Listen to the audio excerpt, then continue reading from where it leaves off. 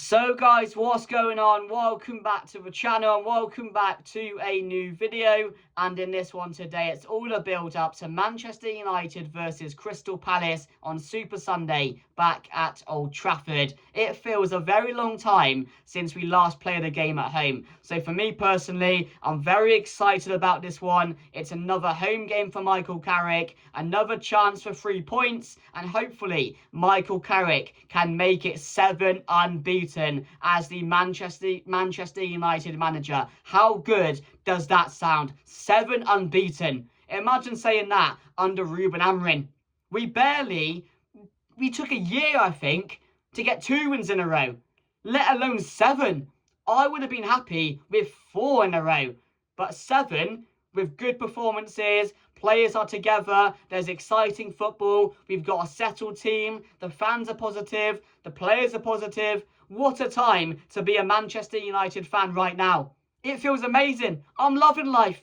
I woke up today knowing I had a preview to do, and I was excited about it. I was excited to talk all things Manchester United. And do you guys want to know how many times under Amorim I woke up thinking, oh, I've got to go and do a preview today. I don't want to talk about this lot. There's nothing exciting. There's no good performances. I know what I'm going to see. It's going to be shit. But now I'm waking up and Michael Carrick has changed my life.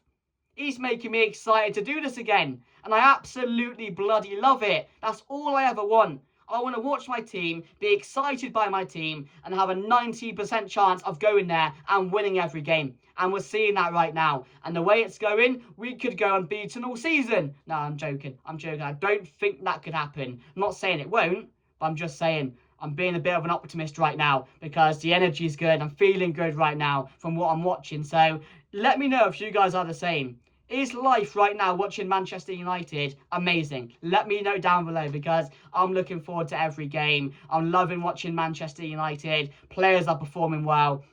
And that's all you can ask for. But I just want to start the video, guys, by talking about Bruno Fernandes.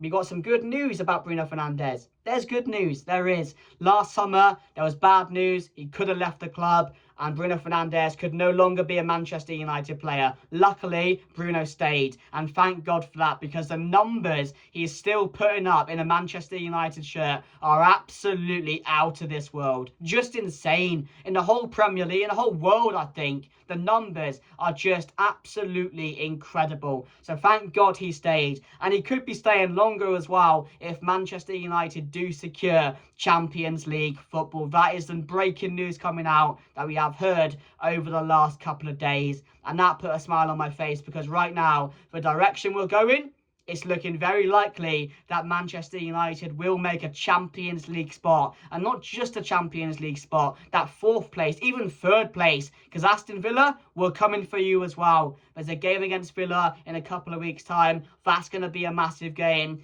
And the way we're playing, we stand a very good chance no matter who we play. We've beaten Arsenal. We've beaten City. We've beaten Spurs now finally. We're on a really good run. We got a result against Fulham in a game we would probably lose under Amorim. We got a result against West Ham. Yes, we should have got more. And that was our first really poor performance. But to get the equaliser at the end, to show that fight and keep on going, was really impressive. And we would have never seen that under Ruben Amorim. Never.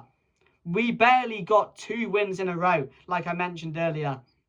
And now we're nearly on 7 unbeaten. It's incredible. And the result the other day, the Everton game, I'll tell you what, under Amorim, we lose that game in the end. We do. We defended really well. I was so impressed with the defensive performance. The keeper's performance, incredible. Senny Lamens, what a bloody keeper. Maguire and Lenny Yoro were fantastic. The fullbacks, yes, are still questionable. And come the summer, I would be interested in trying to get 2 new fullbacks. Dallow's improved, but again, is he up to the standard? And personally, I don't know what Luke Shaw does. He has a good performance now and then, and he's steady. But again, I want more than that. I want Shaw and Dallow to give what Lenny Yoro, Martinez and Maguire are giving. Standout performances at the moment. Their partnership, unfortunately, Martinez did get injured, but Lenny Yoro came in and put in a solid performance. Like, we've got a great midfield now. Kobbie Mainoo and Casemiro, that partnership is gelling perfectly. Kobbie Mainoo, what a player. What a boy.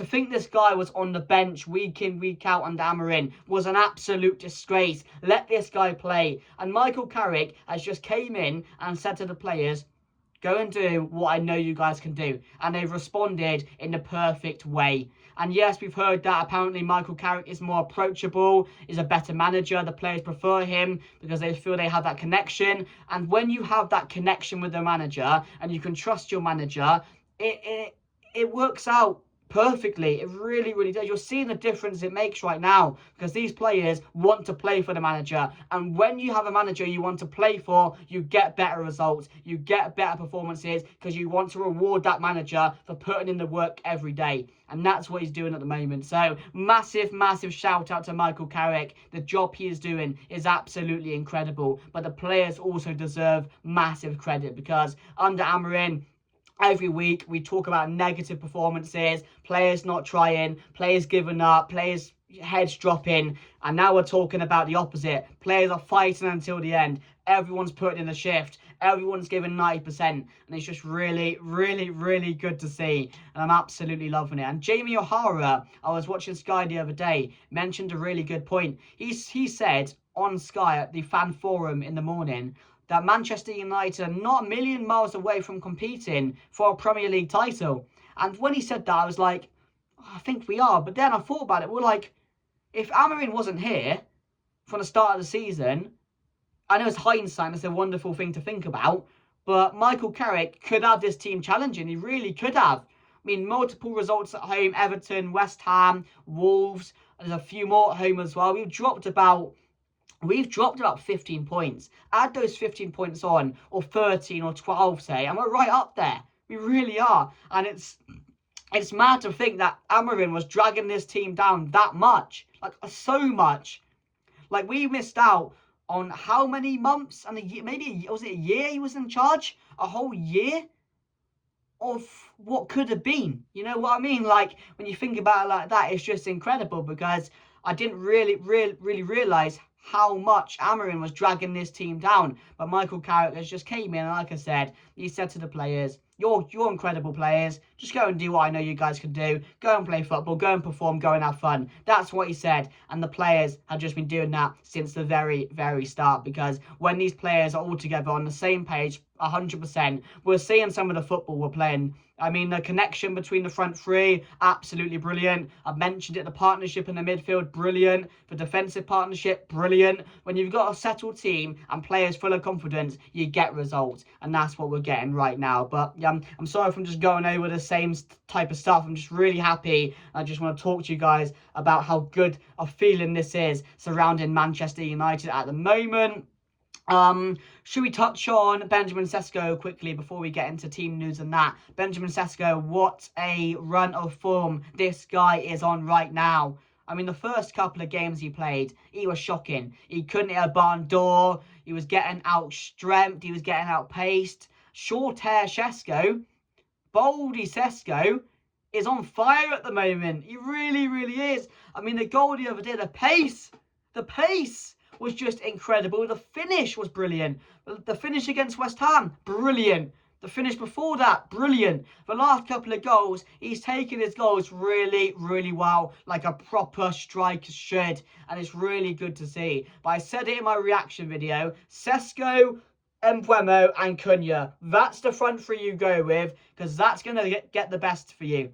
That is going to get the best for you, Michael Carrick. Play Cunha, play Sesko, play Mbeumo together, and trust me, you will see just goals, and more goals, because their link up. I mean, the goal the other day, the ball from Cunha, the run from Mbeumo, the timed pass into Sesko, the finish, it was brilliant. And I mentioned it, Cunha will drive with the ball, he'll get back, he can play those long balls. Mbeumo, his running in behind is second to none. Absolutely brilliant. He will get on to every single ball. And if he plays poorly, don't worry. Mbeumo will come out with an assist or a goal. He'll find a way to do it. And that's why he's been such a good signing. Cunha as well, positive, defensive work. Things we weren't seeing under Amorim, from Garnacho, from other players as well. He is getting it out of Cunha. He's getting it out of Mbeumo. Hard work up and down the pitch. Everyone on the same wavelength. It's so good to see.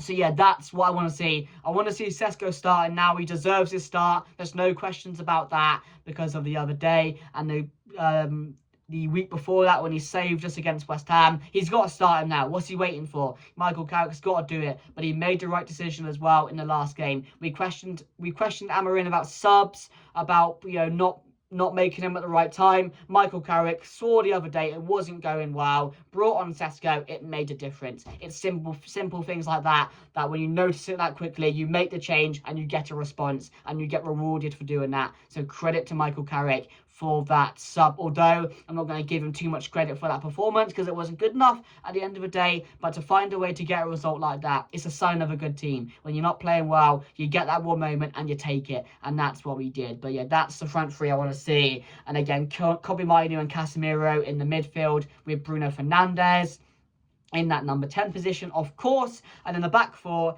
it's going to be the same, isn't it? Because Martinez, it's not serious injury, but again, I want to make sure, or I think they want to make sure he's fully ready to go again, because obviously he had that big injury before he came back. So Yoro, Maguire, Dallo and Shaw, Kobe Mainu, Casemiro, Bruno Fernandes, Sesko, Cunha and Buemo. Palace, they're in disarray. They're really, really struggling. Yes, Strand Larsen, he scored a couple of goals since he got there. I mean, Brennan Johnson hasn't done too much. They've lost Eze, they've lost Gehi.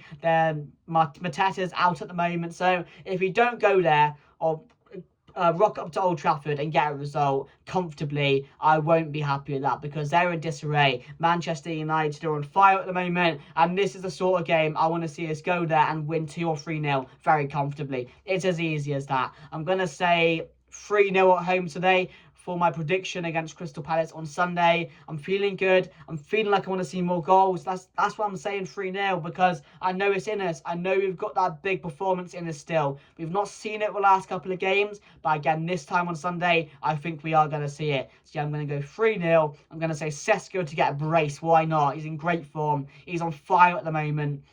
And I'm loving it because you saw his passion as well after he scored with his celebration. He was absolutely loving life, and that's exactly what you want to see. Passion from your players.